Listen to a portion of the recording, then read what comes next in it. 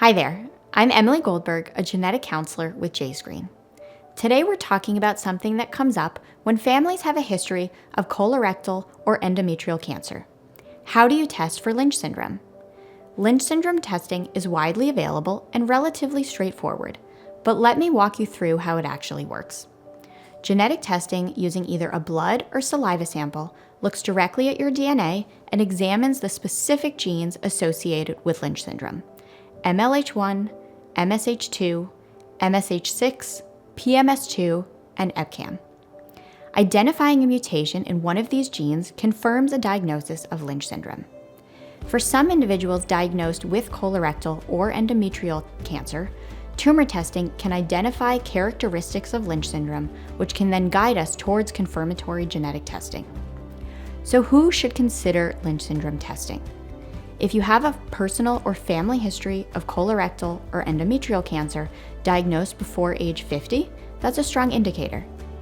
Lynch syndrome also increases the risk for other gastrointestinal cancers and ovarian cancer. Multiple primary cancers, like a personal history of having been diagnosed with both colorectal and endometrial cancer, is another red flag. Genetic testing can be performed on a blood or saliva sample, and results are typically returned within 2 to 3 weeks.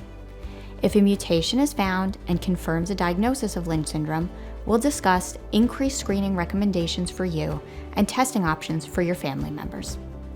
If no mutation is found, it doesn't rule out increased risk of cancers associated with Lynch syndrome, but it does mean you would be evaluated based on your own personal and family history of cancer.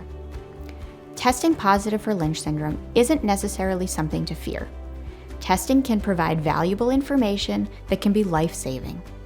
It means you can begin screening earlier and do it more often. With more frequent screening, you can potentially catch cancer when it's most treatable. There are also interventions that may be available to patients with Lynch syndrome that can help prevent cancer entirely. The key is working with a genetic counselor who can help you understand whether testing is right for you, explain the results, and guide you through next steps. If you're concerned about Lynch syndrome or have a family history that raises questions, visit jscreen.org.